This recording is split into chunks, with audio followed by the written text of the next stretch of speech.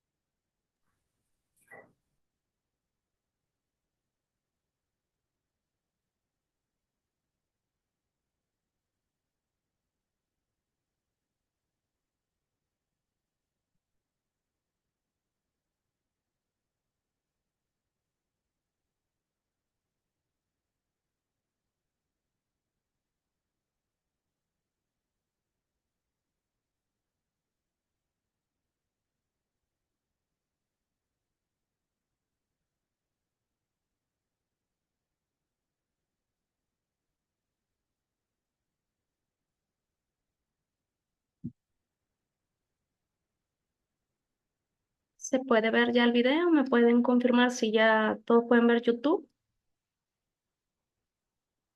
Sí, licenciada. Ok, vamos a ver. Acá está. ¿Me confirma si se escucha, por favor? Sí, Gracias. muy buenas noches, compañeros y licenciada. El día de hoy presenciaremos un debate acerca de la seguridad material y jurídica, iniciando con una breve definición de esta. La seguridad material se refiere a la protección y estabilidad de los bienes, recursos y propiedades de una persona o entidad. Abarca aspectos físicos como la protección contra robos, daños, pérdidas o cualquier tipo de amenazas que puedan afectar a los activos tangibles.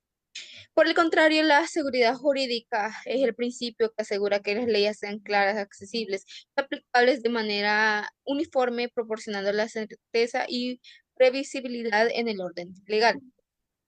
Tenemos a nuestra compañera Eunice defendiendo la seguridad jurídica y a nuestra compañera Clara defendiendo la seguridad material. Comenzando con la primera pregunta, que dice, ¿es el régimen de excepción un beneficio para la población salvadoreña según la perspectiva jurídica o según la perspectiva material? Bueno, un gusto. Cuando hablamos del régimen de excepción, entendemos que inicia en años posteriores de 2022. ¿Qué sucedió en esta etapa? Luego de que en el país existió una gran serie de homicidios, se establece lo que es el régimen de excepción y es aprobado por la Asamblea Legislativa y entra en ejercicio en el país. ¿En qué consistió esto?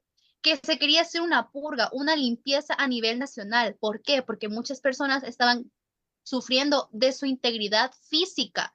¿Qué quiere decir esto? Que muchas personas salían a la calle y estaban con el miedo de qué? De que tanto miembros de pandillas y criminales los atacaran. ¿Qué hizo esto? El gobierno de El Salvador usó diferentes metodologías. ¿En qué sentido? De emplear policías, militares y ¿qué hacían? Personas que se miraban sospechosas, personas que podían decir, esta persona pertenece a una pandilla a través de llamadas telefónicas y de diferentes medios se capturaban y se capturaron más de 60.000 personas sospechosas o que estaban dentro de pandillas. ¿Qué conllevó esto al país? Una seguridad material, el cual cada persona ahora puede trasladarse de un lugar a otro. Ejemplo de eso, muchas veces las personas no podían ir a diferentes partes de El Salvador. Ejemplo de eso, la colonia campanera. ¿Qué pasaba? Muchas personas entraban pero no salían por los conflictos delincuentes que estaban dentro de las comunidades. Entonces, de esta manera, el gobierno de El Salvador logró, de a través de estas detenciones de personas que estaban arruinando al país en nivel de seguridad, ahora se creó el SECOT, que con el fin de poder arrestar y tener en bajo contención a todas estas personas, y ahora podemos gozar de una seguridad que poco a poco va evolucionando, tanto a nivel nacional, que las personas puedan estar en el centro histórico, en zonas donde antes eran conflictivas, sin miedo a que les va a pasar algo, que los van a matar, que les van a robar, y esto pues va creciendo tanto a nivel nacional y a nivel internacional, y se cumple la seguridad material ahora en el país. Ok, buenas noches, un gusto. Yo entiendo ese punto, sí se ve que varias cosas mejoraron en cuanto a la seguridad material de los seres humanos, pero no podemos dejar afuera el hecho de que se cometieron muchas arbitrariedades en el momento de el régimen de excepción, como cuáles. Muchos derechos se vieron violentados.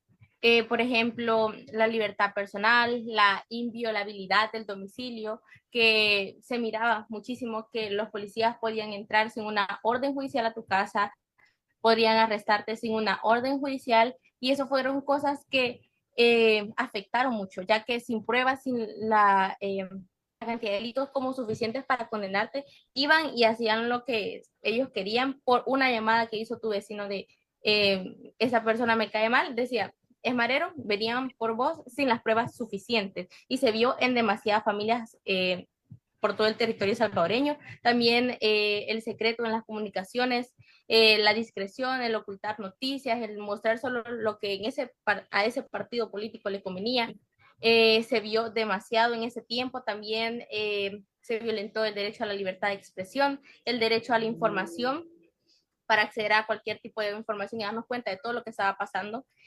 También se cancela totalmente el derecho a la reunión y el derecho a la huelga, que son necesarios para el funcionamiento de un Estado, para que el pueblo pueda expresarse. Todos esos derechos fueron totalmente violentados, y vemos que la seguridad jurídica lo que defiende es la certeza y las garantías que tiene este ser humano de que sus leyes y sus derechos se cumplan, sea como sea. Pues si nos vamos a lo que es el régimen de excepción, podemos ver que la seguridad jurídica ni existe en este momento, ya que se violentaron tantos derechos del ser humano, y, o sea, son cosas que hasta públicamente se aceptaron, sí hubo un margen de error. Sí pudo existir un margen de error, pero hablemos, si toda esta situación no hubiera existido, porque han pasado tantos gobiernos y las pandillas nunca se han podido detener, pero con este nuevo plan de pandillas el país ha cambiado y ahora existe una seguridad. Entonces, aunque ha existido esta arbitrariedad, ¿cómo me puedes decir que la seguridad jurídica y material van a estar de la mano o cómo se van a cumplir? Porque a mi perspectiva no se puede.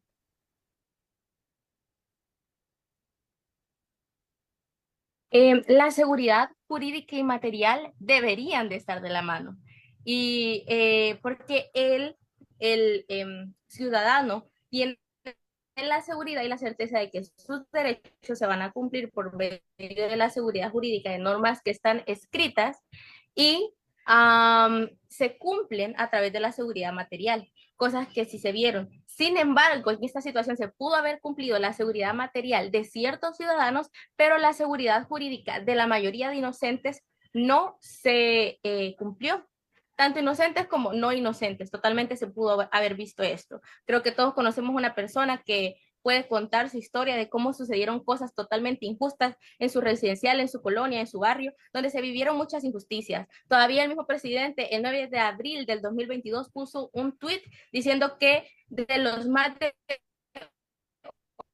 8.500 arrestados, podía haber un margen de error de un 1%. No podemos asegurar si ese 1% de verdad fue solo un 1%, pero vendría a determinar que al menos 85 personas fueron arrestadas injustamente. Se han visto muchos testimonios. En lo personal, conocí a una persona que tuvo que dejar de estudiar por estas situaciones y totalmente inocentes. Así que si no podías defender el derecho de la habeas corpus, también ya no estuvo activo en este régimen de excepción. Entonces, si no podías defender tu situación, el derecho jurídico definitivamente no estaba ahí. Y hay pruebas totalmente de cada una de estas situaciones. Ok, muchas gracias a las participantes por dar sus perspectivas defendiendo estos dos tipos de seguridad. Pasando al siguiente tema que queremos presentarles, la pregunta es, ¿se violan o se cumplen los derechos de las mujeres en gestación desde la perspectiva de la seguridad jurídica o desde la perspectiva de la seguridad material? Ahora bien, cuando hablamos de la gestación en las mujeres, hay un caso que existió aquí alrededor de hace 20, 15 años, que fue el caso de Manuela.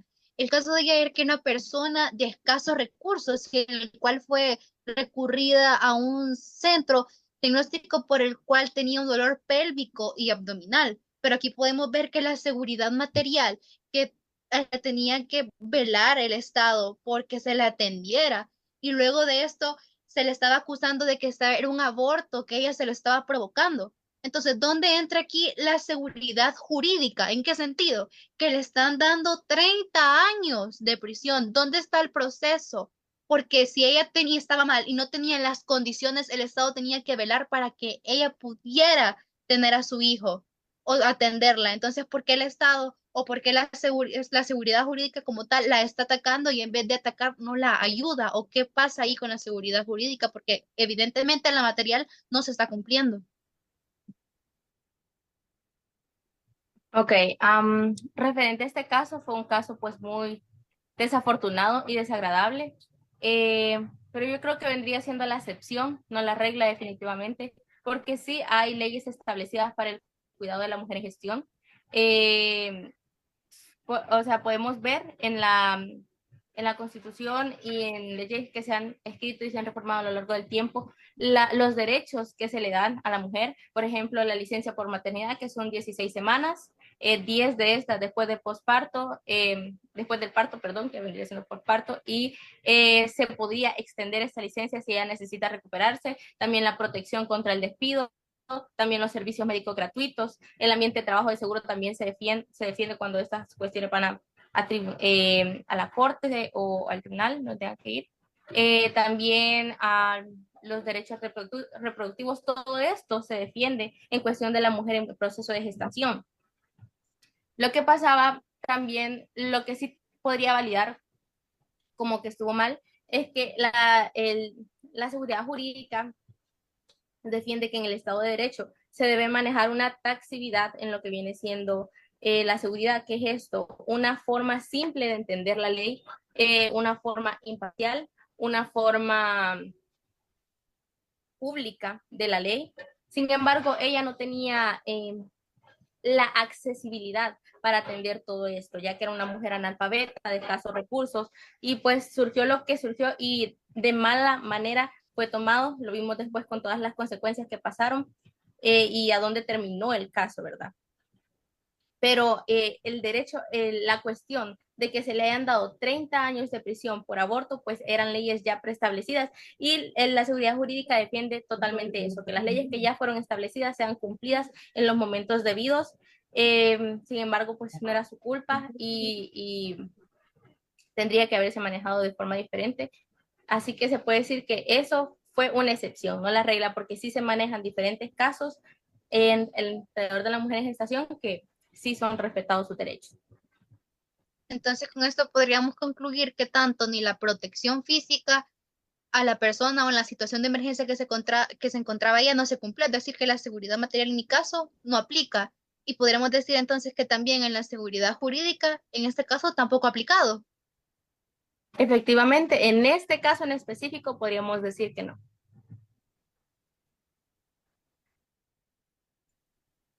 muchas gracias a las participantes por sus argumentos muy fundamentados dentro de estos temas. El primer tema que pues veíamos que era el régimen de excepción. Hay personas que pues creen que pues ha sido beneficioso para el país, que ha incrementado la seguridad y efectivamente no podemos quitarle ese hecho al presidente por su trabajo que ha hecho. Pero por el otro lado vemos como a estas personas afectadas y como lo mencionaba la compañera Eunice, muchos de ellos fueron encarcelados injustamente, sin ninguna prueba, violentando ciertos derechos. So, entonces, en este caso tenemos las dos perspectivas diferentes y cómo afectan a dos grupos diferentes de diferentes perspectivas. El siguiente tema que era acerca de este caso de Manuela, en el cual lamentablemente lamentablemente la mujer embarazada no pudo pues llegar a, no se le pueden cumplir estos derechos. Pero al final pudimos ver y resolver que existe como existen, pero pues también se deberían de cumplir. Pero lamentablemente que este fue un caso muy específico en el cual ninguno de las dos seguridades pudieron hacer un equilibrio. Así que muchas gracias por su atención, licenciada, y tengan una feliz noche. Eso ha sido todo de nuestra parte. Bueno, muchísimas gracias a ustedes, el grupo, que quiero felicitarles porque han hecho un buen trabajo. Em, pues veo que se han esmerado por compartir acerca de dos ejemplos importantes sobre la seguridad jurídica y la seguridad material. Quisiera saber si el resto de personas que están acá como oyentes tienen algo que comentar, alguna pregunta, alguna duda, alguna objeción, algo por lo que ustedes se quisieran inclinar en relación al debate que las compañeras han planteado, ¿verdad? Como ustedes pueden ver, un tema tan controversial que realmente no es un tema que ahorita nosotros estamos evaluando. Luego vamos a tener un periodo para evaluar ese tema, que es el régimen de excepción.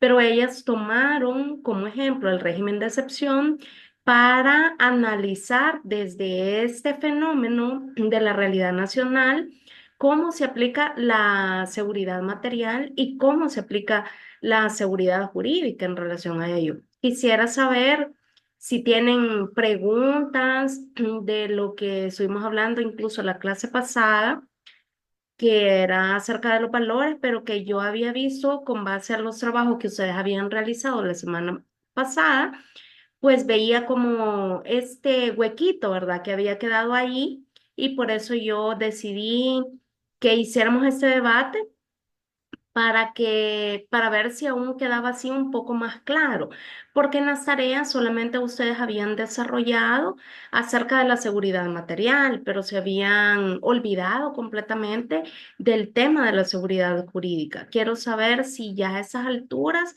les queda un poco más claro lo que podría ser la seguridad jurídica. A ver, denme un like, por favor, o seguimos ahí con dudas. Bien, tenemos ahí algunas personas. Excelente. ¿Quiénes más? ¿Qué pasó con el resto? ¿Estamos dormidos? ¿Tenemos la cámara apagada? ¿Estamos ausentes? ¿Qué ha pasado? Bien poquitas personas han comprendido. Helen, ¿usted comprendió el tema de la seguridad jurídica, de la seguridad material? ¿Le ha quedado claro? Sí, licenciada, y también las compañeras lo explicaron muy bien, de verdad. Gracias por eso, porque con los ejemplos ya queda muchísimo más claro. Bueno, muchísimas gracias. ¿Alguien más? ¿Algo más que comentar?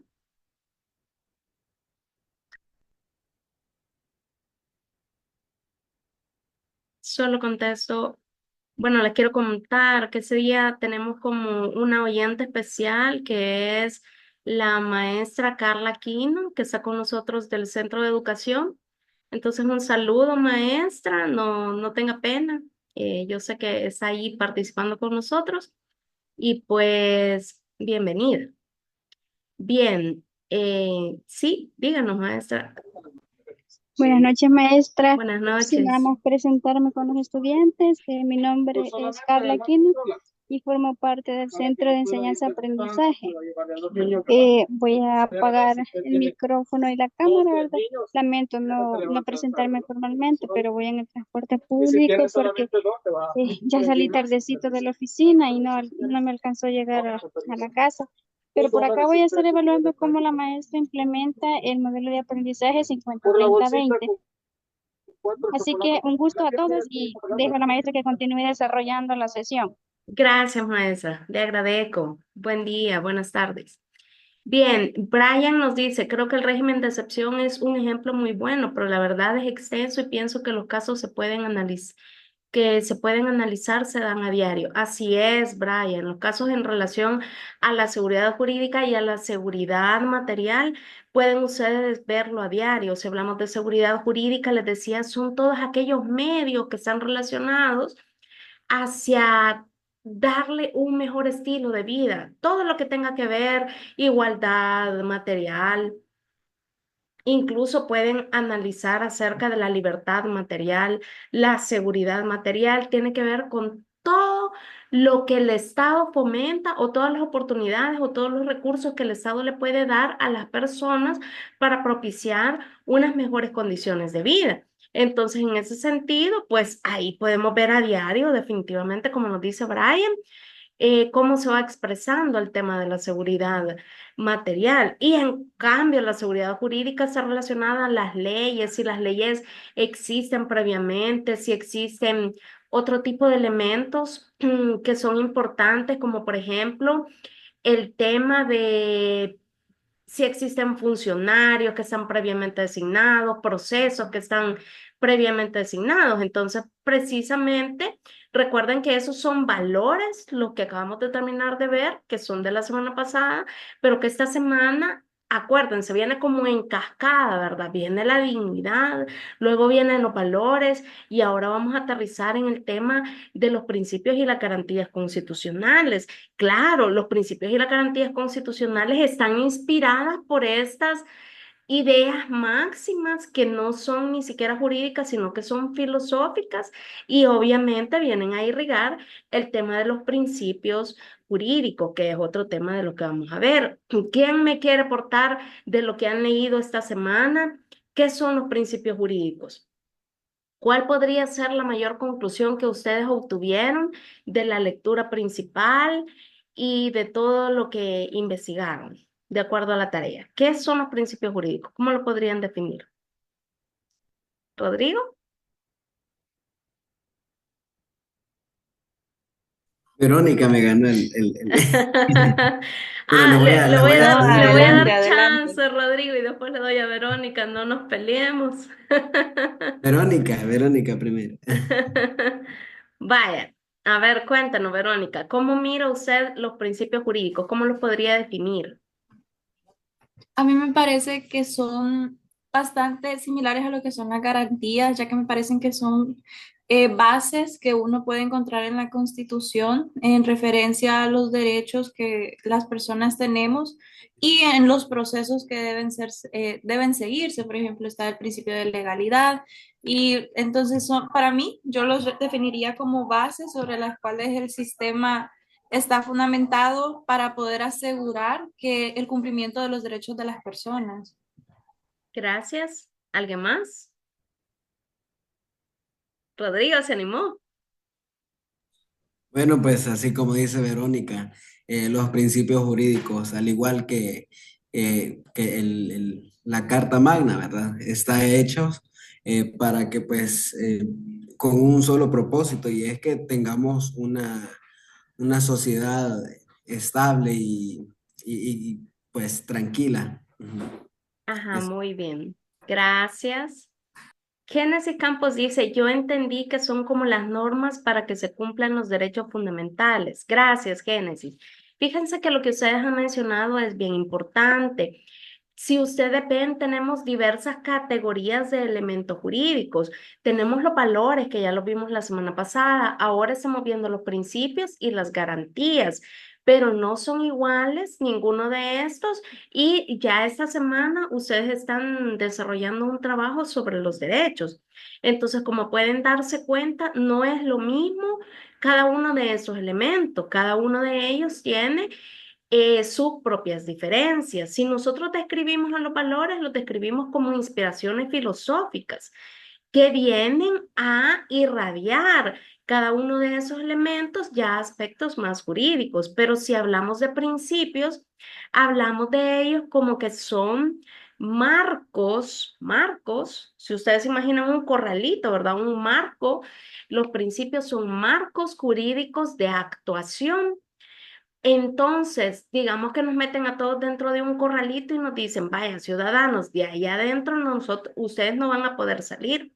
Es decir, esos son los límites de actuación que ustedes tienen, pero ojo, no solamente para los ciudadanos, sino también principalmente para los funcionarios públicos.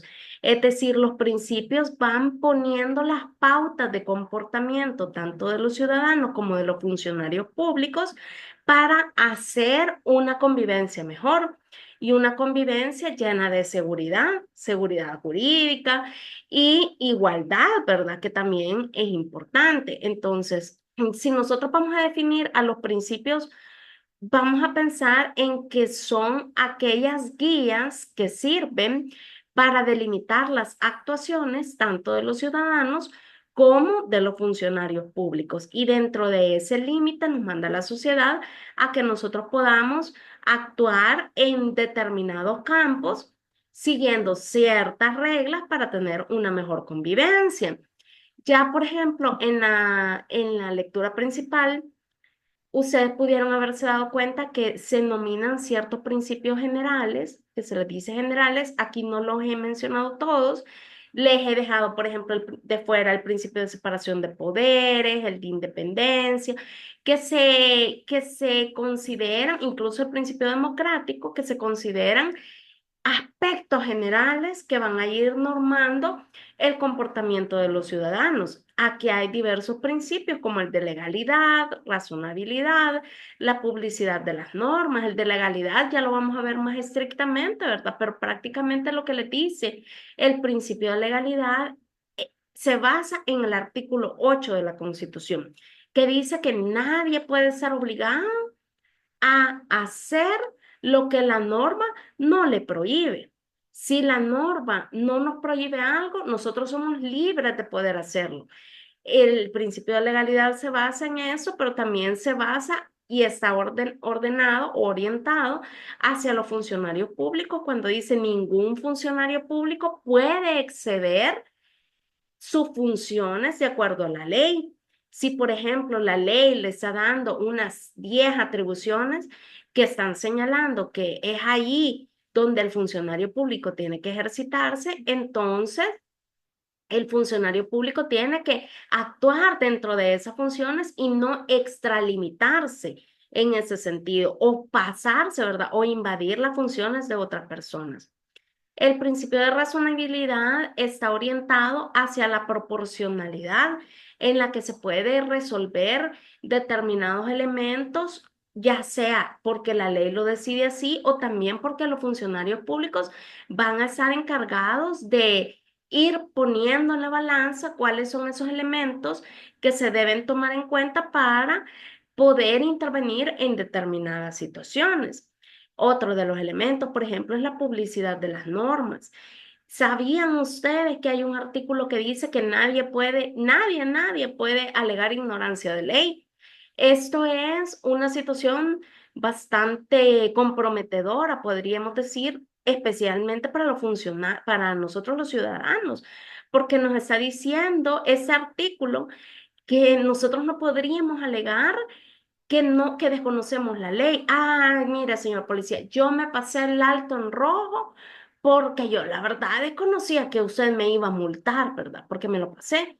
Entonces lo que el policía le va a decir es, mire, las normas son públicas y como las normas son públicas, usted tiene la obligación de conocer que allí, en ese elemento, usted podría haber fallado. Entonces, le digo que es bastante complicado realmente porque resulta que no somos a veces capaces de conocer todas las normas, ¿verdad? Ni siquiera nosotros los abogados. Pero digamos que es una imposición jurídica que a pesar de que sea complicada cumplir, pues es un principio que está marcando un límite de actuación de los ciudadanos. Lo que le está diciendo prácticamente es que usted se debe comportar con base a las normas que establecen las leyes mismas que establece el Poder Legislativo, que establece el órgano judicial y que usted no puede evadir esas situaciones con base a un comportamiento específico, ¿verdad? O con base a que simple y sencillamente se le olvidó, ¿verdad? Bueno, además vamos a ver esos principios que se relacionan al tema de la jurisdicción. El artículo 172 de la Constitución, y ustedes ya lo deben de haber leído, establece cuáles son las atribuciones del órgano judicial y les dice que al órgano judicial le corresponde administrar la justicia. Y cuando nosotros hablamos de administrar la justicia, decimos que a los jueces, principalmente juezas, jueces, magistrados, les corresponde juzgar y hacer ejecutar lo juzgado. ¿Qué quiere decir? Que cuando ya tienen una sentencia, encargarse de verificar que esa sentencia se cumpla. A eso se refiere cuando dice la ejecución de lo juzgado. Bueno, pues aquí, tal cual si fuera una obra de teatro, podemos plantear que en esa obra de teatro existen tres personajes importantes. Uno es el juez y las otras son una parte que le podríamos llamar parte A versus su contrincante, que es la parte B. O sea, siempre en este sentido va a haber un demandante y siempre va a haber una persona demandada en ese sentido. Bien, y lo que pase aquí es entonces que en este teatro, por decirlo así, vamos a plantear cuáles son las reglas del juego. Los principios se pueden determinar también como reglas, como guías, como marcos que van delimitando las actuaciones de las partes. ¿Cuál es la diferencia entre los principios generales y los principios jurisdiccionales? La diferencia es que entre los principios generales se abarca para todo, no solamente para los órganos, el órgano judicial, sino para todos los funcionarios públicos en todos los ámbitos. En cambio, esos principios jurisdiccionales se marcan únicamente para casos en donde van a existir procesos judiciales. Los procesos judiciales son aquellos elementos que se llevan a cabo a través de una línea de tiempo determinada y que tienen como finalidad resolver un conflicto entre las partes. Entonces quiere decir que nosotros aquí estamos viendo elementos que vamos a ver en los mal llamados juicios. ¿Por qué les digo mal llamados? Porque en realidad, la palabra correcta son procesos jurídicos. Los procesos jurídicos no son otra cosa más que un conjunto de actuaciones que se desarrollan a través del tiempo para resolver conflictos entre las partes como tales. Pero ¿cuáles son las reglas del juego? Esto que ustedes están viendo son algunas reglas del juego. Podríamos ver, por ejemplo, los principios de legalidad en materia penal. El principio de legalidad en materia penal se relaciona a un principio que está escrito en latín que dice nulla pena sine crime sine ley. Usted ya lo habrán leído en la lectura principal. ¿Qué significa eso? Que no hay pena sin crimen ni sin ley. O sea, que para que puedan condenar a una persona previamente, primero, lo que tiene que ver es una ley. Esto está relacionado con lo que acabamos de ver nosotros de la seguridad jurídica, ¿verdad? La seguridad jurídica le dice, mira, es que tiene que haber leyes previas al acto para que puedan ser juzgadas. Luego, posteriormente, tampoco puede ser condenada una persona si no hay un crimen, si no hay pruebas evidentes y contundentes que realmente estén representando esta posibilidad de poder condenar a una persona porque ha cometido un acto delictivo en ese sentido. Esto en breves palabras, como ustedes ven, les estoy dando el extracto del extracto, porque en la lectura principal hay muchísimo más información. El principio de inocencia. El principio de inocencia está relacionado a que no nos pueden acusar a nosotros, o mejor dicho, nosotros vamos a ser inocentes hasta que nosotros demostremos lo contrario. O mejor dicho, hasta que nuestra contraparte demuestre lo contrario. Nosotros somos inocentes. Eso es contrario al principio de culpabilidad. ¿Dónde se ocupa el principio de culpabilidad? No se ocupa aquí en El Salvador, se ocupa en Estados Unidos. En Estados Unidos es al revés. Usted es culpable hasta que demuestre lo contrario. O sea que en Estados Unidos a usted lo agarran y desde ya sabe que usted tiene una condena larga si usted no demuestra que de eso que lo están acusando, usted no tiene nada que ver. Pero aquí en nuestro país es al revés. Nosotros somos inocentes hasta que, y la carga de la prueba no la lleva el que es acusado, por decirlo así, sino que la carga de la prueba la lleva quien acusa en ese sentido. Por lo tanto, significa que sin pruebas una persona no podría ser condenada. Eso es lo que nos está diciendo el principio de inocencia.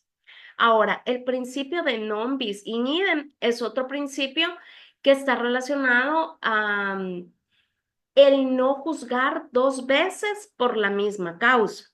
Significa, por ejemplo, que si a Pedro una vez lo juzgaron por un homicidio que realmente sí había cometido y Pedro pasó 8 años en la cárcel y ahí purgó su pena y todo, ¿verdad? Y saliendo ya, bueno, ya cumplí los 8 años y todo, vienen y lo vuelven a agarrar.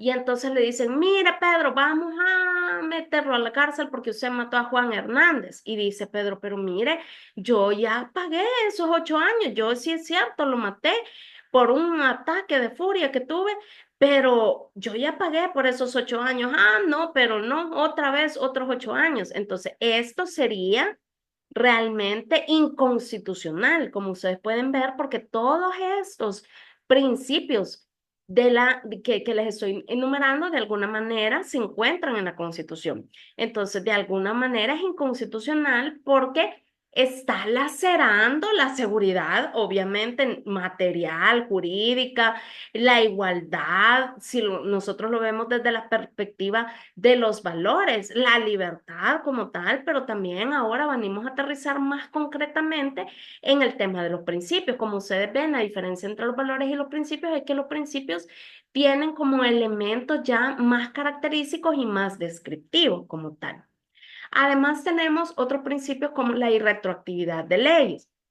Ahí disculpen que ando un poquito fregada de la garganta desde el jueves pasado, vieron qué mal me puse. Incapacitada viernes y sábado. Entonces, el tema de la irretroactividad de las leyes está relacionado a que no podemos hacer que leyes nuevas que se acaban de inventar ahorita se apliquen para hechos pasados. Si, por ejemplo, hay vacíos en los que algún delincuente puede delinquir, valga la redundancia, ¿verdad? Supongamos, el tema de los delitos cibernéticos no mucho ha estado siendo regulado en El Salvador y hoy hay tantos delitos cibernéticos, el ciberacoso, el phishing, el hackeo, etcétera, etcétera, y ustedes vienen a ver, ¿verdad? ¿Qué pasaría si, por ejemplo, todos estos tipos de delitos hubieran sido cometidos en los 90, en los 1990, ¿verdad? Y allá la gente hacía lo que le daba la gana porque comenzaba todo ese tema del internet y hubieron desfalcos y todo. Pero hasta ahora, en el 2024, hacen una ley y dicen que esta ley va a aplicar para todos los delitos que hubieron en el pasado. Entonces, definitivamente no se podría, porque ese principio dice que las leyes son irretroactivas, o sea que no se pueden aplicar a hechos que ya hayan ocurrido en el pasado. Hay una excepción. La excepción es que la ley favorezca a la persona. ¿Por qué? Porque aquí nosotros venimos guiados también por un principio que no les aparece aquí, pero que es un principio importante que es el principio pro homine. Pro homine, ¿qué significa bueno, la verdad el principio pro homine significa pro hombre, pero yo ahora le llamaría el principio pro humanidad, porque incluimos a las mujeres también. El principio pro humanidad dice que se va a aplicar todo lo que se considere favorable a las personas. Entonces, siempre vamos a buscar que las leyes favorezcan a las personas, no que las perjudiquen. Simple y sencillamente, esa es la única excepción en la que la irretroactividad de las leyes podría aplicarse. Lejos de eso, si las leyes van a perjudicar, entonces ya no se puede, ¿verdad? No se puede hacer. Bien, ahora vamos a ver el de la gratuidad de la justicia. Simple, la justicia es gratuita. El hecho de llevar un caso hacia un tribunal y que el juez resuelva de cierto, del caso como tal, ¿verdad? Diga, este es culpable, este es inocente, voy a condenar a este tiene que pagar y hay que resarcir a la víctima en diversas condiciones por las afectaciones y todo, ¿verdad? Eso es completamente gratuito. Lo que somos caros somos los abogados. Es diferente, ¿verdad? Entonces, ahí sí, ¿verdad? Ahí usted, pero ojo, fíjense que bien importante, porque a pesar de que obviamente habemos muchos litigantes y muchas personas que están a cargo, ¿verdad? De representar a sus clientes y obviamente de eso vivimos, para eso estudiamos, pero también el Estado planea la posibilidad de tener una representación gratuita. Ustedes podrían abocarse a la Procuraduría General de la República y buscar un abogado gratuito para que los represente en ese sentido. O si ustedes van a poner una acusación penal, podrían ir a la Fiscalía General de la República y también la Fiscalía pues realiza ciertos y las investigaciones y las acusaciones pues corren por cuenta del Estado como tal. Entonces, como pueden ver, de alguna forma la justicia es gratuita. Bien, y también luego tenemos otros dos principios, la independencia judicial, que es muy importante, el tema de la independencia judicial, que quiere decir siempre basado en el artículo 172 de la Constitución. La independencia judicial prácticamente les está manifestando a ustedes que los jueces no deben tener ningún tipo de injerencia de ninguna naturaleza para poder tomar una decisión. Ninguna injerencia en ningún sentido. Implica entonces, por aquí tengo una, aquí está la estructura del órgano judicial como tal. Entonces, como ustedes pueden ver, de primer nivel tenemos diversos juzgados. En primer nivel, que quiere decir que es el primer contacto que las personas tienen con el órgano judicial y obviamente con los jueces. Luego tenemos un segundo nivel que son las cámaras, que las cámaras conocen del recurso de apelación. Si una de esas personas pierde, dice, ay, pues no, mire, yo voy a apelar, así como justamente ustedes a veces cuando sacan mala nota me dicen, Lick, mira, revísemelo, ¿verdad? Pero no me lo, y en ese caso no se lo dicen al mismo juez, sino que le van a poner el dedo a este juez, ¿verdad? Por decirlo así, van a la Cámara de Segunda Instancia y dicen, mire, fíjese que a mí no me gustó cómo me resolvió este juez y yo quiero que me vuelvan a revisar el caso. Y luego hay un tercer nivel en donde este tercer nivel revisa lo que el segundo nivel ha realizado. Bueno, en este sentido, ¿verdad? ¿Cómo se aplica el principio de independencia? No pueden llamarle de aquí, o sea, estamos hablando del deber ser, no pueden llamarle de aquí, de la cúpide, a un juez de primera instancia para decirle, mira, resuelva usted el caso en tal sentido. No, porque el juez de primera instancia debe tener independencia, o sea, debe actuar sin ningún tipo de injerencia, ya sea o interna o externa. Cuando nosotros hablamos de injerencias externas, estamos hablando, por ejemplo, de los medios de comunicación que a veces acusan a los jueces de realizar ciertos actos, por ejemplo, ay, dejaron libre al delincuente, ¿verdad? Pero ¿por qué lo dejaron libre? Porque resulta que el delincuente no tenía suficientes pruebas para que el caso continuara y con base al principio de inocencia lo dejamos libre. Entonces, pero en la noticia solamente sale, ¿verdad? Ah, es que lo dejaron libre, ¿verdad? Verónica. Es como, bueno, es un caso reciente que no fue en el país, pero me parece que aplica, que es que en México hubo un juez que dictaminó inocencia a un hombre que fue acusado de violar a una niña de 5 años, me parece.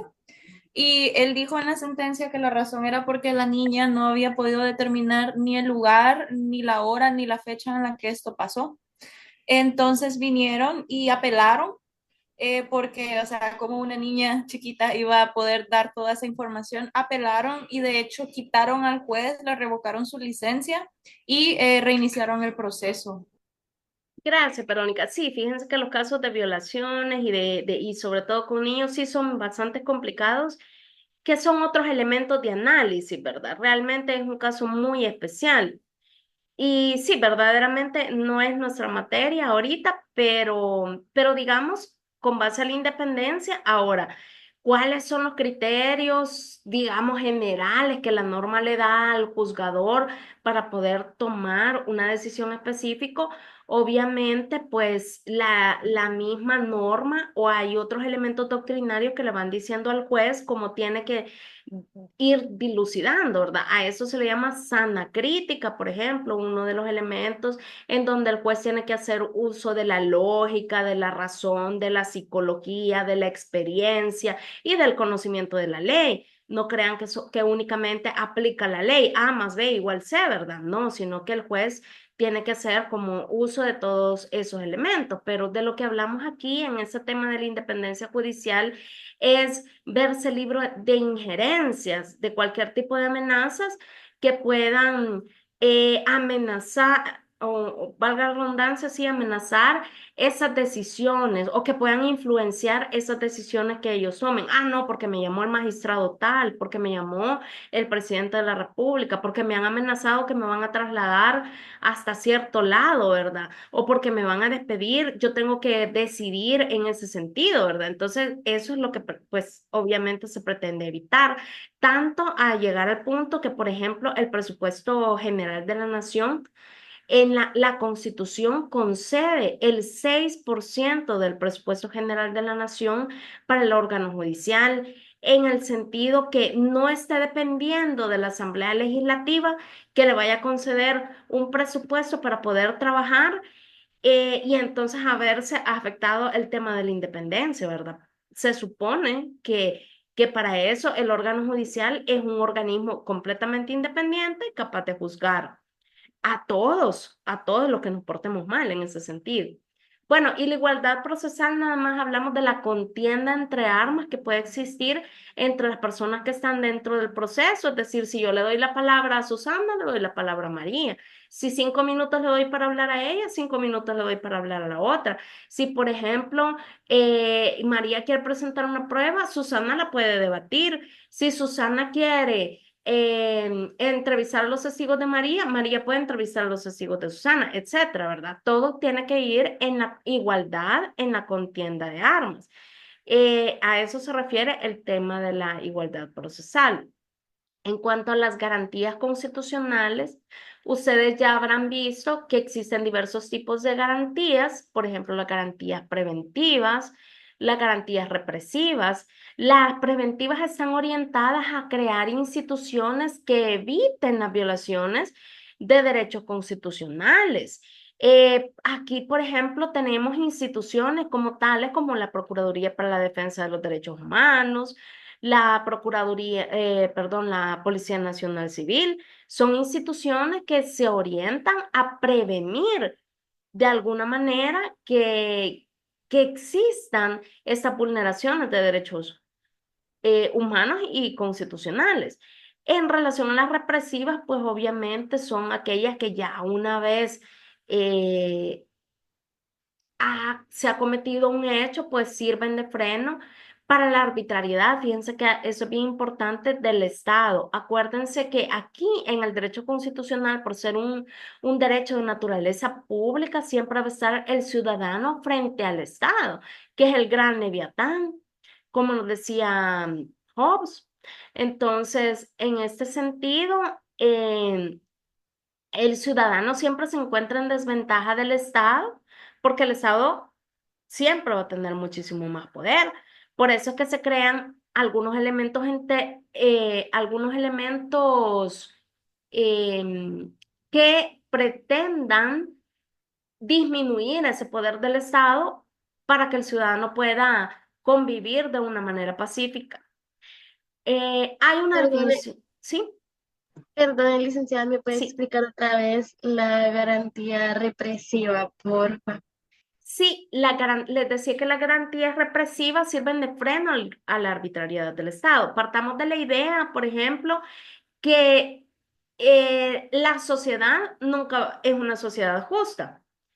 Simple y sencillamente estamos unidos porque nos conviene, pero no es una sociedad justa. Entonces, a través del derecho constitucional lo que se pretende hacer es como un equilibrio, ¿verdad? Porque si nosotros creamos un Estado como tal, decíamos el Leviatán, ese estado es grande, o sea, sí, como lo describía Hobbes, era un monstruo que tenía que haberse creado por pura necesidad para vivir en convivencia, ¿verdad? ¿Ustedes alguna vez han visto estas películas de La Purga?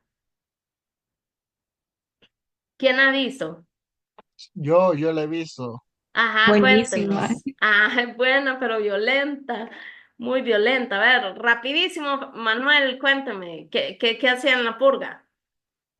No, que había un día en específico donde todas las leyes y todo, digamos, todos los derechos dejaban de existir y en esas horas vos podías matar, violar, robar y no ibas a tener consecuencias. Y lo hacían para como, o lo que creía la gente es que lo hacían para eliminar a los pobres porque en cierta manera te vendían servicios, te vendían más armas y la gente más pobre iba muriendo más fácil. Gracias, Manuel. Vaya, el punto de La Purga. Por aquí tenemos otra opinión. Dice, buen escenario para tener una compañía de seguros. Sí, justamente, ¿verdad? Bueno, hay varias purgas, son como 5. Es esto, el estado anárquico. ¿Qué nos llevaría a nosotros en ese tema de la anarquía? ¿Cómo nos iría a nosotros los ciudadanos? Los que tienen menos posibilidades y los que tienen más posibilidades, ¿verdad? Obviamente solo sobrevivirían los fuertes. Entonces el Estado se creó para crear ese equilibrio. Pero ahora digamos que creamos un monstruo porque el Estado es muchísimo más fuerte en relación al individuo. Entonces, las garantías represivas ponen un freno a las competencias del Estado como tal. Le vienen diciendo, stop, para que usted pueda respetar los derechos de los ciudadanos, hay ciertas reglas o ciertos mecanismos de protección para que usted no se exceda en sus funciones. Por ejemplo, para ir a detener a una persona, le dejan a ir un batallón de 50 militares a una sola persona. La pregunta ¿es proporcional o no? ¿Ya? Ahora sí, Dani, ¿ya queda claro? Sí, ya, hoy sí. Bueno, ya. Bueno, entonces ahora veamos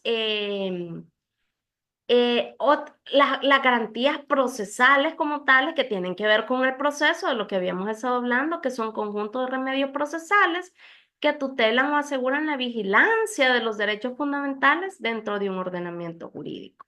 Ahorita van a quedar claras todas estas garantías porque como ustedes pueden ver en este cuadro, aquí hay diversos tipos de garantías que por cuestión de tiempo no vamos a ir detallando una a una, pero por ejemplo, aquí yo las había dividido, por decir así. Este es lo mismo que esto, pero dividido. Si ustedes se fijan, aquí estamos hablando de los medios ordinarios y ahí aparece, por ejemplo, la garantía constitucional de la libertad. En las garantías indirectas aparece el proceso ordinario. ¿Qué es el proceso ordinario?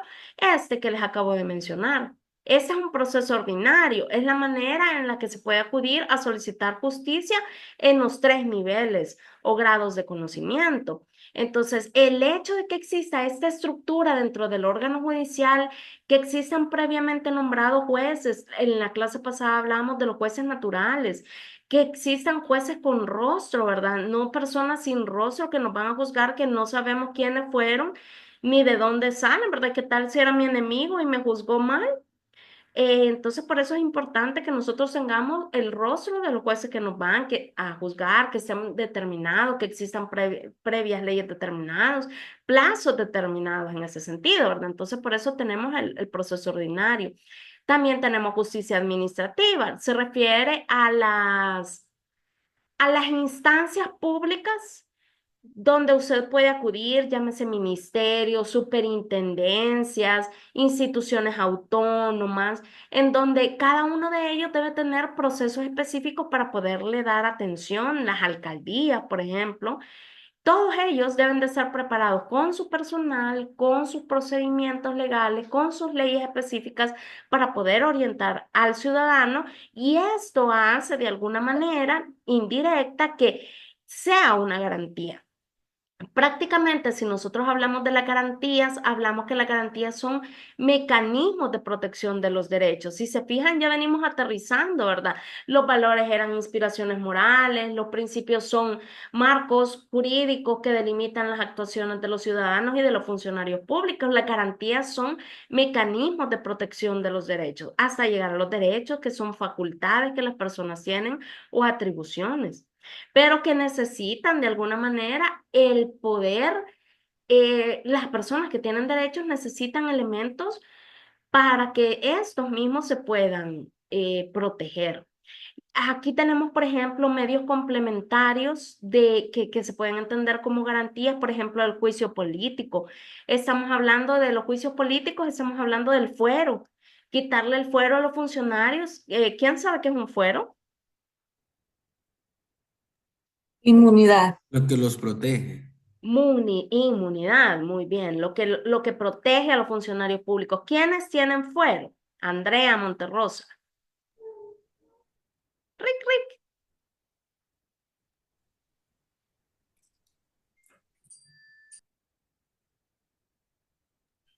A ver, Ernesto Los dip- Tobías. Los diputados. Los diputados son una de las personas que tienen fuero, pero hay El otras. El presidente, ¿verdad? presidente. Muy bien, el presidente. Hay otras personas que por allí tienen fuero, ¿verdad? El fiscal general de la República. Y a todos ellos, pues, hay que seguirles un proceso previo. Los ministros, habría que revisar, Brian. No estoy segura, pero ahí en la Constitución les establece quiénes son las personas que tienen fuero. Yo diría que sí, porque fíjese, los jueces tienen fuero. Entonces, para poder quitarles ese fuero, o sea, esa capita protectora, es necesario llevarles un juicio político. ¿Porque se les dice juicio político? Está relacionado con lo que venimos hablando en las clases pasadas, la interpelación, por ejemplo, el poder interrogar a esa persona. ¿Quién hacía la interpelación? ¿Quién se acuerda? Está bien, André. ¿Quién hacía la interpelación? No, hombre, pasaron de noche. Ajá. Se les olvidó ya todo lo que vimos en la unidad 1. Interpelación. A ver, un caso famoso. Paquito Flores y sus saquitos. Ajá, Rodrigo. No, pues yo iba a explicar, bueno, recordando, no nos vayamos tan lejos. Tuvimos dos casos, no tan lejos, ¿va? Por ejemplo, con Alberto Romero, el diputado, lo que hicieron fue, pues, como capturarlo, creo, y luego lo presentaron ante el presidente de la Asamblea Legislativa para que ellos hicieran una comisión y poder quitarle el fuero y después de eso poder entrar en un juicio. Y lo mismo creo que se hizo con Eric García, si no mal recuerdo. Ajá, que fueron diputados que están relacionados con cuestiones ahí delictivas. Muy bien, entonces esos son los juicios políticos, ¿verdad? La interpelación hacia la Asamblea Legislativa. Acuérdense, ese es el interrogatorio que pueden hacerle a cualquier ciudadano para saber cualquier cosa, y de ahí proceden, ¿verdad? Entonces, esa interpelación también se le puede hacer a las personas que tienen fuero. Otro elemento es la responsabilidad del Estado y de sus funcionarios. Es decir, que el Estado asume reparaciones de daños morales con base al principio de interdicción. Ahí les queda de tarea buscar ustedes qué es el principio de interdicción. Pero incluso hay leyes que dicen que los gobernantes responderán hasta con su propio dinero de algunas situaciones en las que causen perjuicio. Entonces, estos todos son garantías, elementos que nos vienen a contribuir. Vaya, aquí ya vamos entrando en materia constitucional, ¿verdad? Todos esos elementos que ya les he venido repitiendo desde la unidad uno, que no las voy a repetir, habeas corpus, amparos, controles de constitucionalidad, el proceso de inconstitucionalidad, la inaplicabilidad de la ley, que ya hablamos del control difuso, eh, el procurador para la defensa de los derechos humanos, todos son tipos de garantías. No sé si alguien tiene preguntas sobre esos elementos. Yo sé que ya leyeron la lectura principal porque si no, no hubieran podido hacer la tarea. Entonces, pero quiero saber si de alguna manera les quedaron preguntas o dudas. ¿Todo bien? Bien, ahora, por ejemplo, determinar competencias. ¿Qué tipo de competencias es lo que hablamos, verdad? Este tema de ir aquí en esta, por ejemplo, determinamos competencias. Si ustedes fijan, miren, hay jueces de familia, de lo civil y del mercantil, de lo administrativo, de género, de ambiente. O sea que no le podemos venir a decir a un juez de lo penal que me resuelva un caso de familia, a uno de familia que me resuelva un caso de medio ambiente. No, no, ¿verdad? Cada quien zapatero a sus zapatos. Esto es el tema de las competencias. Y la impugnación preventiva o el control a priori, que también ya lo vimos, que se refiere al veto. Al veto que puede hacer, ¿quién? ¿Quién podía hacer el veto? Presidente. El presidente de la República, que lo podría hacer por inconstitucional o por inconveniente, ¿verdad? Entonces, y luego tenemos la jurisdicción constitucional internacional, que quiero decirles, está relacionado con las tareas de esta semana, ¿verdad? La jurisdicción constitucional internacional en realidad no existe como tal un organismo constitucional internacional, pero sí existe un organismo para la defensa de los derechos humanos, y ese es el Sistema Interamericano de Derechos Humanos, que es lo que hemos visto en esta semana, en esta tarea que ustedes están desarrollando. Entonces, la jurisdicción internacional, yo no le llamaría constitucional, pero sí para la defensa de los derechos humanos existe, y eso es lo que vamos a aprender durante esta semana. ¿Preguntas? ¿Comentarios? ¿Quejas? Verónica. Sobre la tarea de esta semana, ¿verdad? Que solo es de elegir uno de los casos que están en el PDF de la asignación de casos, ¿verdad? Ya vamos a ver lo de la tarea de esta semana, Verónica. Ah, ok. Ok, vale. Entonces vamos a ver ahora un ejercicio pequeño de clase. No es otra cosa más para que ustedes puedan afirmar sus conocimientos respecto a de los casos que ustedes recientemente entregaron. Vamos a formar equipos y ustedes ya saben que los equipos no son los mismos equipos con los que ustedes trabajaron durante la semana pasada. Allí son equipos que si da la casualidad que quedaron los mismos es por pura casualidad, sino que van a estar revueltos. Cada uno va a comentar así los casos, como ustedes tienen las indicaciones allí, ¿verdad? El equipo uno que queda en la sala de sesión uno y así, ¿verdad? Ustedes van a ir viendo cuál es el caso que van a ir comentando y cómo su grupo con el que trabajaron la semana pasada lo resolvió. ¿Para qué le va a servir eso? Para que usted pueda tener o pueda ampliar su panorama. Probablemente usted no vio elementos que los otros equipos vieron y viceversa. Entonces, vamos a discutir por unos breves, lo más 10 minutos, ¿verdad? Yo les daría 5, voy a estar monitoreándolos ahí para ver cómo les va y ustedes me van comentando acerca de los casos, ¿verdad? ¿Preguntas? ¿Todo bien? Bueno, entonces vamos a pasar a formar Sí, todo bien. Muy bien, gracias. Vamos a pasar a las salas de grupos pequeños. ¿Cuántos habemos? 20.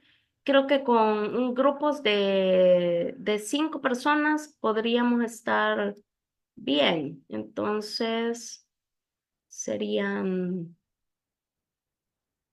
4 grupos, ¿verdad?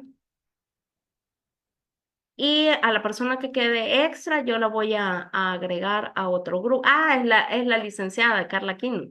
Entonces, bueno, aquí los esperamos. Tienen 5 minutos. Por ahí llego a visitarles. Adiós.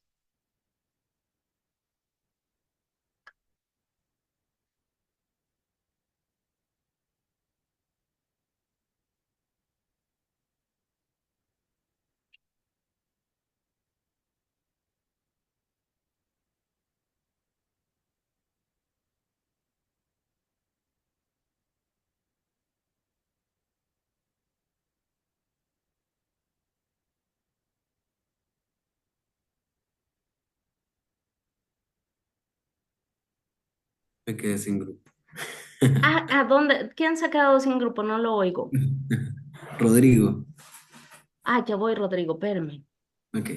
No lo veo, Rodrigo. Me devolvió. A mí también. Ajá, estaba en el 3. Lo Yo Ya. de dudar. lo devolví. ¿Qué hice? No sé, yo creo que fue Zoom, no usted. Vaya, permítanme. Ajá, creo que fue fallo de Zoom. Híjole. Voy. Estaba en el 3. Voy. Gracias. Pero ¿por qué no se han unido? No entiendo, niños.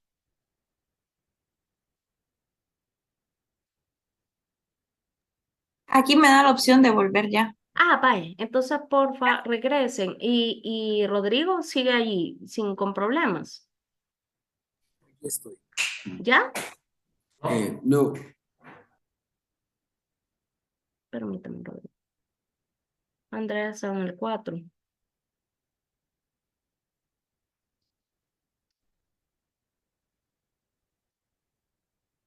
Hoy me está costando, pero quiero.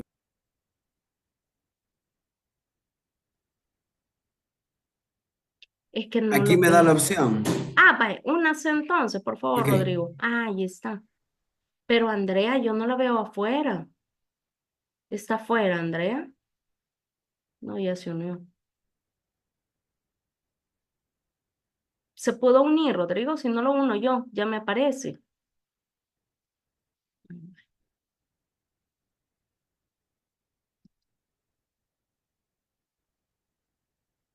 Ah, Hola, ¿qué pasó? em, ¿Qué tal? ¿Cómo van? pues, no sé, con Grace y Carla aquí no dice, pero no las veo. Ah, bueno, discutan con Grace, porque la maestra aquí no es la persona que nos ha venido a visitar. Ah, ok, ok, ok. Sí, sí queda claro el tema que iban a compartir, ¿verdad? El 4.1. Sí, ok, Ok, gracias. bueno. Hola Grace. Hola, Rodri, ¿qué tal? Bien, ¿y vos qué tal? Bien. Tenemos que discutir el tema 4.1, ¿verdad? Ujú, ahorita. Déjame verlo. Que se me tocó a mí, me acuerdo.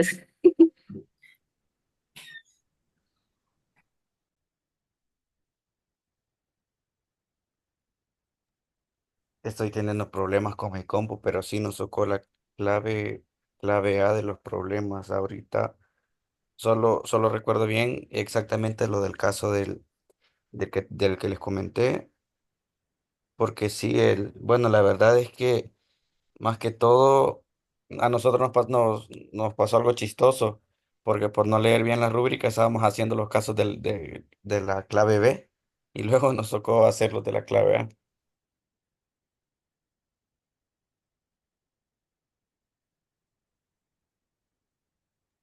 Pues así se les complicó. No, a nosotros nos tocó la clave B, el 5.2 creo que fue el que yo me encargué. Y pues, o sea, según lo que yo vi, los casos que se estaban o los principios que se estaban rompiendo eran los de independencia judicial. También O sea, yo vi que se estaba violentando como lo que establece la Constitución en el artículo 86 sobre la separación de poderes, ya que el Ejecutivo Judicial y el Legislativo pues no pueden como que combinarse o uno influenciar al otro porque causa imparcialidad, cosa que no defiende un Estado de Derecho eh, que se esté manejando de la manera correcta, ¿verdad? Entonces eso más que todo también como el principio del debido proceso en lo que son las cuestiones legales no se estaba respetando y tampoco la igualdad ante la ley y yo había visto ciertos artículos en la clase que había subido la LIC, entonces ahí había como que los mencioné, ¿verdad? Entonces, pero eso más que todo, ujú, Sí, en que el era más caso, sobre como, dale, dale. sí, en el caso de nosotros, más que todo un caso que nos pareció, la verdad, un poco como que se puede estar dando, se dio muchas veces, es porque como que, por ejemplo, que llegaba la policía a preguntar por un familiar tuyo, por ejemplo. Entonces, y vos le preguntás que cuáles son los cargos y solo porque vos preguntás, te llevaban, pues. Entonces, y como que a esa señora del caso no le asignaron un abogado. Entonces, más que todo, fíjate de que nosotros estábamos analizando de que se podría. Como fundamental. Entonces nosotros también pensamos que el principio de legalidad también allí fue vulnerado.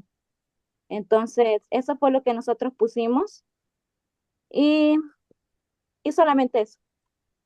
Nosotros en nuestro trabajo pusimos, bueno, varios de los que vos has mencionado. De hecho, también mencionamos el principio de legalidad por las mismas Ajá. circunstancias, ¿verdad?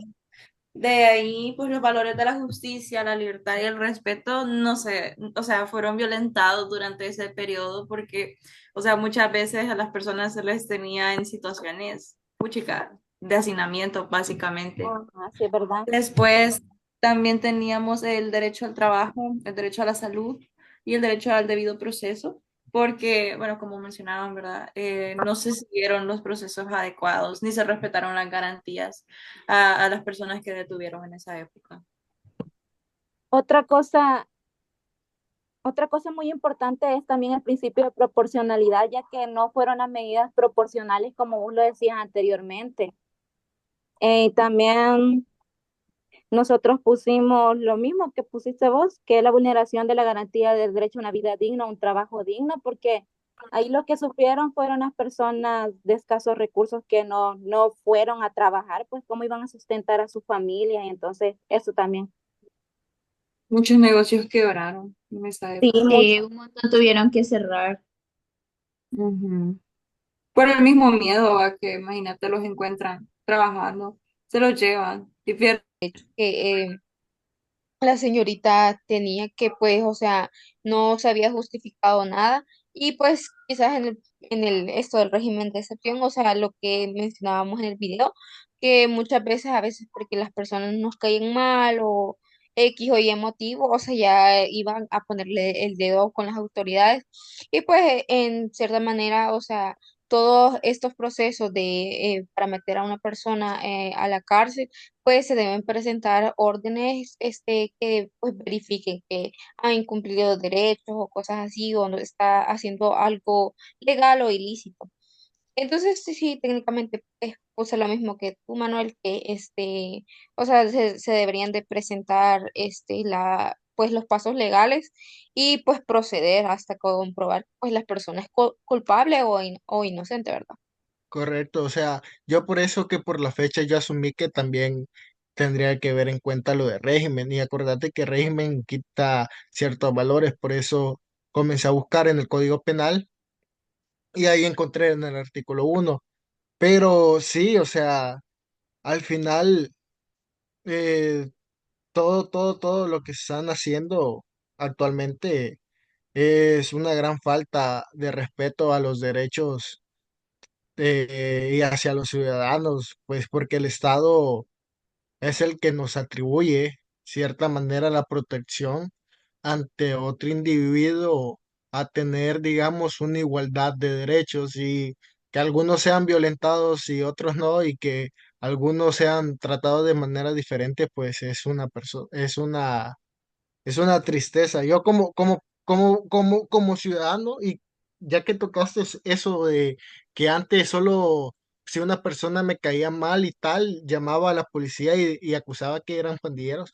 Había una compañera de trabajo que había dicho que los policías de donde ella estaban, y no sé si lo escuchaste, que por cada persona que vos, digamos, acusaras o que voy a llamar a la policía, te daban $50. Entonces, ahí está, digamos, una gran falta de respeto, dirá. Y hacia el honor de una persona, como decía el artículo 2 de la Constitución, que este artículo no está en el régimen de excepción, pues. Mm. Entonces hay artículos que todavía te protegen, incluso estando en régimen de excepción. Sí, o sea, ese caso sí me pareció, o sea, como que bien así, porque, o sea, siento que, pues, primero para la persona que está siendo acusada pues, andar en cosas ilícitas o cosas así, o sea, debe ser como bien feo, porque solo uno sabe, que, pues, ya, y verdad, que, pues, si vos has hecho algo bueno y algo malo, ahí es cargo de tu conciencia, pero si vos sabes que no has hecho algo malo y, pues, solo estás trabajando como una persona normal.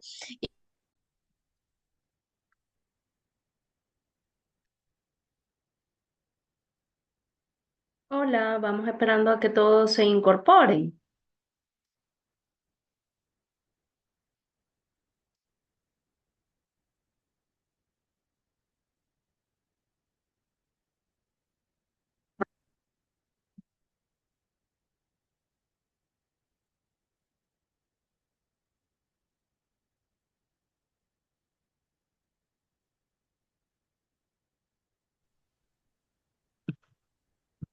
Hola. Hola, hola. Uy, Ya estamos. Bueno, Ahora sí, maestra, ya estamos. ya ok. estamos todos porque ya terminó. Bueno, entonces voy a ver si les puedo compartir, proyectar los casos para que los podamos platicar así rápidamente, cómo ustedes los han podido resolver. Bien, tenemos aquí el caso uno. ¿Quién lo quiere leer? ¿A quién le correspondió el 4.1? Nosotros, Ajá, cuente. Otros. hola, permítanme, me voy a acomodar un poquito. Bien, Hola. Bueno, nosotros con Grace estuvimos analizando, leyendo el caso número uno, que dice, la mañana, Grace, si querés, lo puedes leer. Ahorita. La mañana del 12 de enero de 2023, los agentes policiales se hicieron presentes en el puesto de venta de Doña María. Preguntaron por su nuera Guadalupe y le dijeron que la iban a detener. La señora María preguntó cuáles eran los cargos que se le atribuían a su nuera y por esa pregunta los agentes policiales la detuvieron, sin una orden judicial. Ujú. Actualmente a la señora María no se le han asignado ningún abogado y no se le ha informado los motivos de su detención. Vaya, nosotros con Grace estuvimos analizando este caso y llegamos a la conclusión de 4 puntos muy importantes con este caso. El primero es que a ella la detuvieron sin una orden judicial. El segundo es que deben informar, ¿verdad? Las autoridades que la detuvieron, cuál fue el motivo de su detención. En este caso, pues, se convierte, permíteme,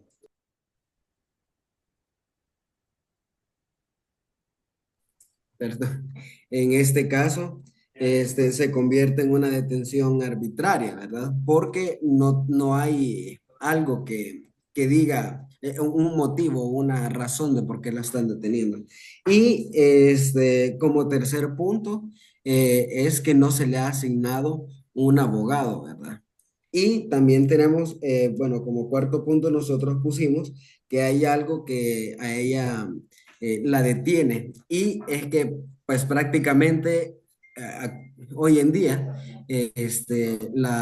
como que la priva y que es que estamos en régimen de excepción. ¿Qué hace eso? ¿Qué convierte?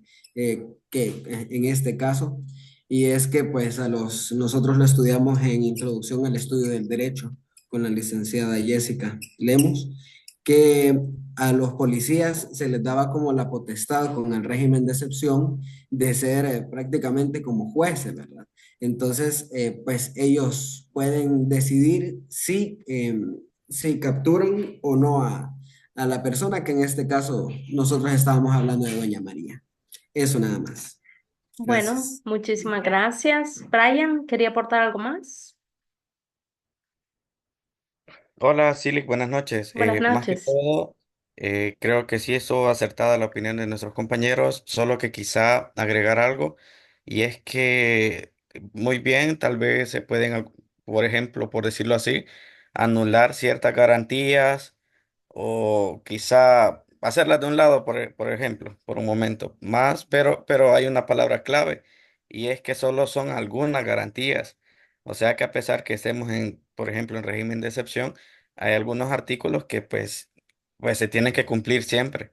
Entonces, solamente son algunos incisos que se hacen de un ladito, por decirlo así, y siguen los demás. Entonces, de cierta manera, y bueno, es lo que comentábamos en los pequeños, en los grupos pequeños, es que se podría dar o una mala interpretación o una mala ejecución del régimen de excepción o simplemente una violación, ¿verdad?, a la Constitución. Muchas gracias, Brian. Manuel.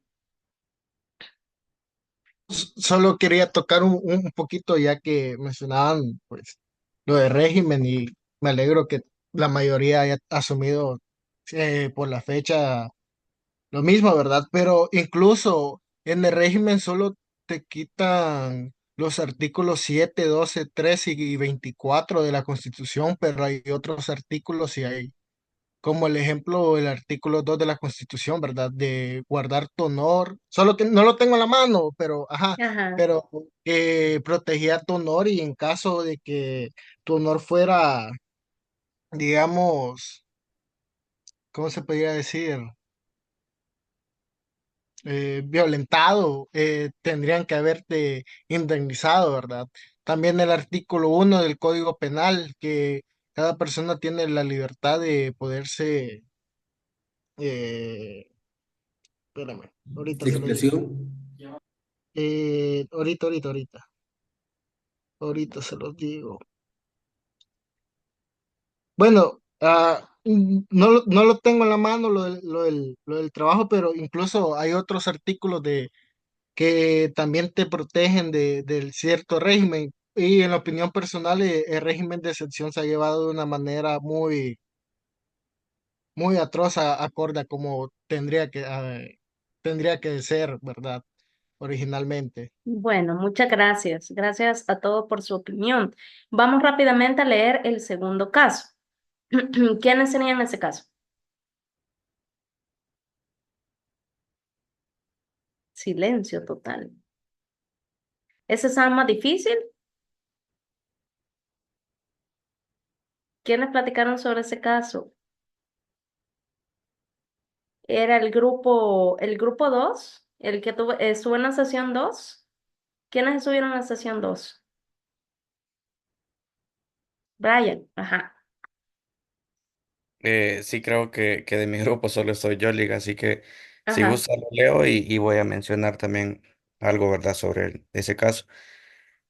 Bueno, pero también por el tiempo creo que no va a ser tan necesario leerlo, pero sí más que todo enfocarnos que de igual manera pues vemos claramente un abuso de parte de la PNC y aunque sea régimen, vuelvo y repito, solo son algunas garantías, e incluso dice, igual no tengo en la mano la Constitución, pero en el caso de régimen de excepción se anulan tal inciso de tal artículo. Entonces, pero hay de algunos de esos artículos tienen muchos, ¿verdad? Otros incisos. Entonces, por ejemplo, cuando ponen acá desde hace un mes se encuentra detenido y no se le ha puesto a disposición de un juez que conozca su caso, pues se supone, ¿verdad? Y según la ley, si no mal recuerdo también en el artículo 13 creo yo, que pues tiene que tener un juicio, la verdad.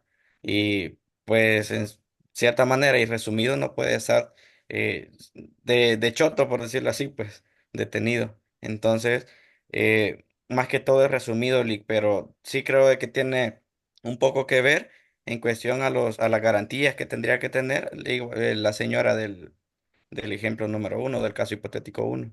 Gracias. Miren, para ese caso, el principio evidente que ha sido vulnerado hasta cierto punto ha sido el principio de inocencia como tal, ¿verdad?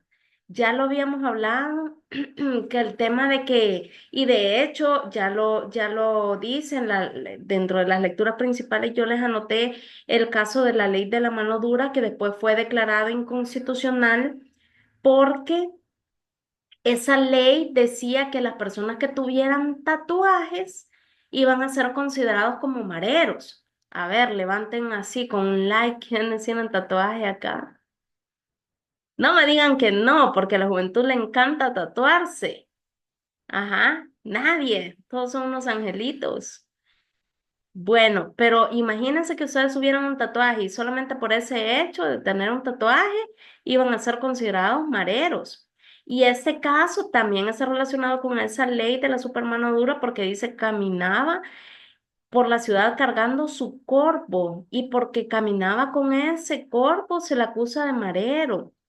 Entonces se lo llevan, ¿verdad? Pero el tema es que él era un indígena, que no sabía hablar la lengua, solamente sabía hablar náhuatl.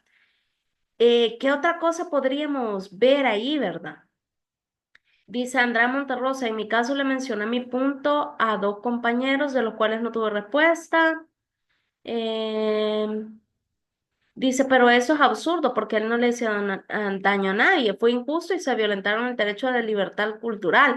Andrea lo mira así, pero en realidad, ajá, Hazel, le doy la palabra a Hazel, tal vez ahí nos colabora, porfa. Hola, licenciada. Pues, Hola. bueno, a mí no me tocó ese caso, pero pienso que también el principio de razonabilidad, ¿verdad? Ajá. Porque no fue como razonable el por qué fue que se llevó todo eso, por qué se llevaron a Carar y Nick, ya que también hay factores culturales, pero el principio de razonabilidad, el principio de inocencia son los que predominan ahí, ya que no era un capitalino sabe que no tiene que hacer esas cosas, era una persona pues indígena, o sea, entonces eso es mi opinión. Ok, muchas gracias, Rodrigo. Solo como refrescando lo que estábamos hablando hace un ratito, nosotros decíamos, ¿verdad? Bueno, usted nos explicaba que ninguna persona puede hacer como, se puede hacer ignorante, se podría decir, ante la ley. Entonces, Yacari, Yaminak, no sé cómo se dice, tampoco, pues, o sea, él vive en El Salvador, puede ser indígena, puede ser de cualquier departamento o lo que sea, pero no significa que él que no se le aplique la misma ley, pues. Entonces no se puede decir que él haga, ¿cómo se podría decir eso? Ignorante, que sea ignorante ante la ley. Ajá, vale, ya vamos a ver algo muy importante en esa situación. Solamente le voy a dar la palabra a Verónica y con ello terminaríamos la intervención de este caso por factor de tiempo. Este Verónica. caso nosotros lo comentamos y en realidad ahí también no se aplicó el principio de razonabilidad porque en realidad en este caso en específico nos mencionan que él es un indígena que vive en la zona de Guatajiagua y se sabe que los indígenas normalmente, es cierto, ellos solo hablan un idioma, entonces sus posibilidades de trabajo son bien reducidas. Normalmente ellos trabajan del campo, ellos viven del campo. Entonces, es bien lógico que él llevara esto, que es una herramienta de trabajo, por la ciudad. Y no quiere decir que lo esté usando como un arma, porque si nos vamos a los pueblos rurales, ahí es normal ver a una persona con un corvo, incluso lo llevan en su funda y caminando por las calles normal, porque es algo común en la zona. Ajá, excelente. Bueno, ¿y a qué les recuerda este principio? ¿No les recuerda a ustedes al valor de la igualdad? Lo estuvimos viendo en la clase y decíamos que hay igualdad por diferenciación, en el que vamos a tratar desigual a los desiguales. Si bien es cierto, todos tenemos la obligación de conocer las normas, pero hay cierto grupo de personas en específico que no se les puede tratar iguales a los demás porque no cumplen con las características de iguales. El caso de los indígenas es este. Hay que tratarlos desigual para que al final puedan ser iguales. Necesitan tratamiento diferente, que significa un abogado defensor que hable náhuatl. Parece chistoso en nuestro país porque realmente nosotros no tenemos indígenas. O sí tenemos, porque en realidad sí tenemos, pero digamos que no se reconocen tanto como indígenas y no hablan tanto esta lengua así en específico. Pero ustedes, como están estudiando relaciones internacionales, se ven obligados a saber que en otros países las comunidades indígenas son muchísimo más amplias y que allí sí hay personas que realmente hablan sus dialectos. Entonces, ¿a qué tenía derecho esa persona? A que se le asignara un defensor que hablara su idioma. En este caso estaríamos viendo una garantía de protección, ¿verdad? El hecho de poder contar con un proceso ordinario en donde esté asignado un defensor, como lo hemos visto ahorita en la clase, ¿verdad? Además de habérsele afectado su principio de inocencia como tal. Bueno, llegamos a la hora, lamentablemente ya no nos dio chance de los otros dos casos. Si ustedes quieren, nos quedamos. Allí voten ustedes o pasamos a las preguntas de la tarea que hay que entregar el día domingo. Ustedes me dicen, yo, perfecto, me quedo, pero no sé ustedes cómo están. ¿Quieren terminarlos o vemos lo de las preguntas? Licenciada, sí, veamos lo de las preguntas, creo yo. Vaya, veamos preguntas. Entonces, igual en la retroalimentación estará ahí en la plataforma como siempre, dentro de sus rúbricas, ahí están las observaciones, porque a veces no alcanzaron la rúbrica completa, ¿verdad? Ahí les va marcando, miren, le hizo falta tal cosa, le hizo falta tal otra, esa manera en la que interpretó no era. Entonces, por favor, lean las rúbricas, es muy importante que ustedes vean porque esa es la retroalimentación que se les genera. A ver, preguntas de la tarea que hay que entregar el día domingo.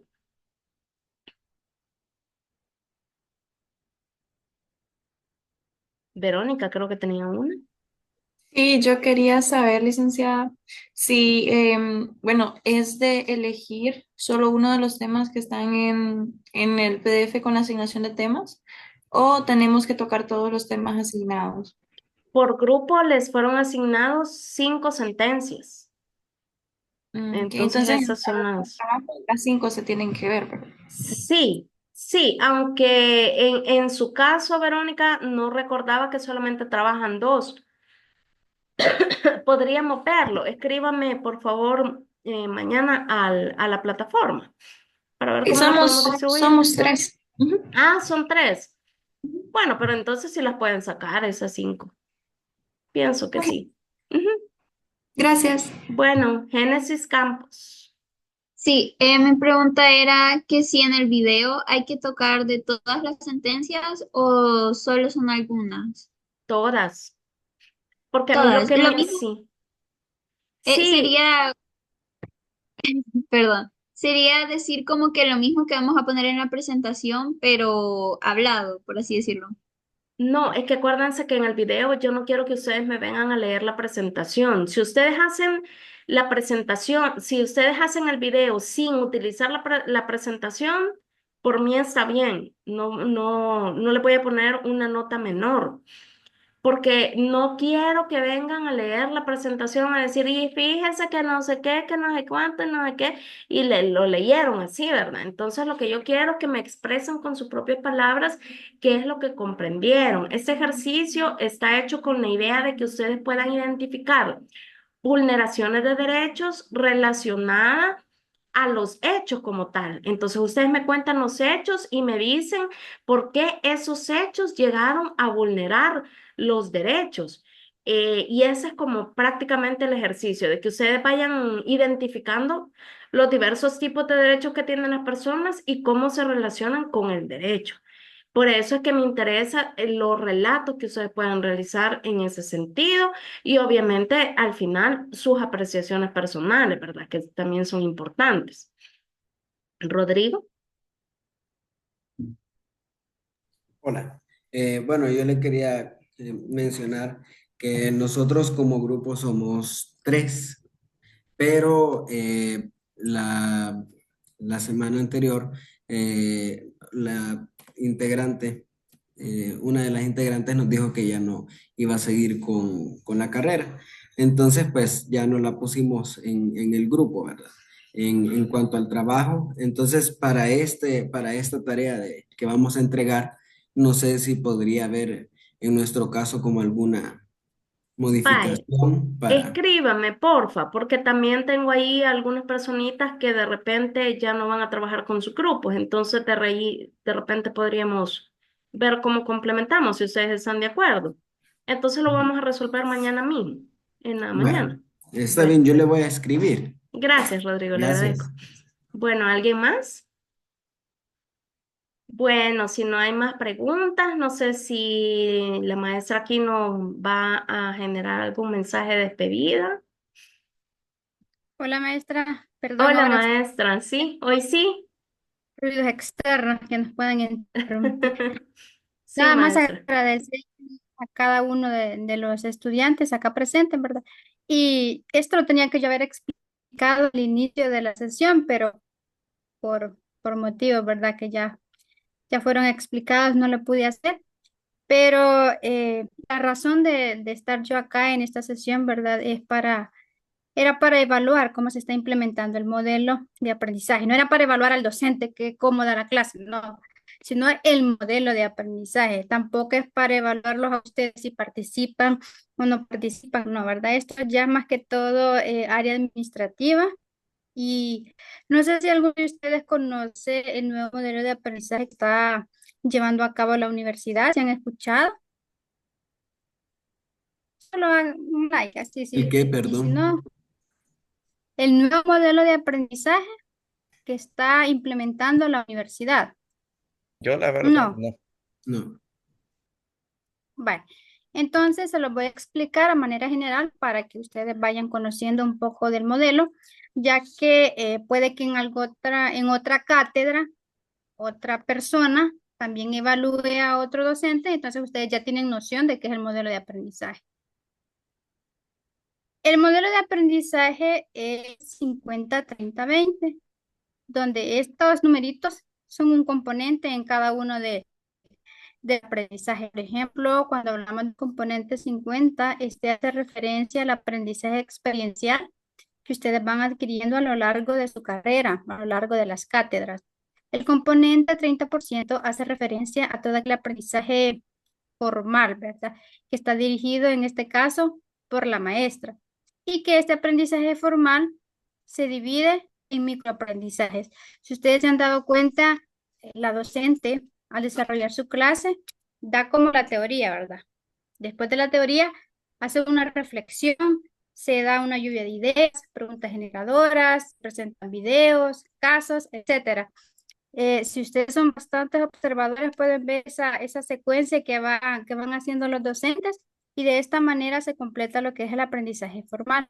Y el aprendizaje, el componente 20% hace referencia a todo aquel aprendizaje informal que ustedes van adquiriendo en la carrera, es decir, con las experiencias que ustedes tienen, por ejemplo, con estos casos que la maestra les ha presentado, que ustedes que tienen que analizar, tienen que pensar, dar su punto de vista crítico y relacionarlo a la materia. Entonces, eso es el nuevo modelo de aprendizaje que está implementando la universidad. Y esa es la razón por la cual yo hacía la visita acá a esta asignatura. Así que a manera de disculpa, ¿verdad? Perdón si por ahí se escuchó algunos ruidos de los vendedores, ¿verdad? Pero quería dirigirme a ustedes para que no vieran que había una persona extraña en la sesión, sino que ese era el motivo de estar acá. Así que felicitarles por su participación a todos los estudiantes, porque la mayoría lo ha hecho de manera voluntaria. Igual, felicitar a la docente por su buen desempeño a la hora de realizar la la cátedra. Así que sin más, pues no les quito más de su tiempo porque sé que tienen cosas que hacer también. Y desearles feliz noche, éxitos en su formación y cualquier duda o pregunta, siempre acá estamos para apoyarles. Bueno, muchísimas gracias a usted por la visita. Venga más seguido, porque a veces me cuesta que participen. Ah, vaya, está bien, Sí, ahí voy a sí, estar venga más revisando todo seguido. la semana y ahí voy a Sí, ingresar. mira que todavía no logro que todos enciendan las cámaras, pero ahí vamos, ahí vamos. Hay que encender la camarita para que nos podamos tomar una foto así Sí, de ah, bonita para que vean sí, que esto es claro que sí. ¿La va a tomar usted, coproducido. maestra?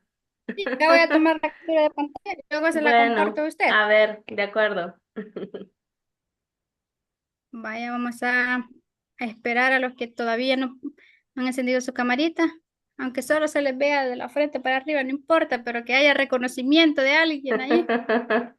Vamos a tomar la captura entonces. A la cuenta de 1, 2 y 3. Muy bien. Ya, Bueno, gracias. muchas gracias a todos entonces. Feliz Feliz noche, noche. Feliz bendiciones. noche. Gracias, feliz noche. Gracias, feliz Feliz noche a todos. noche.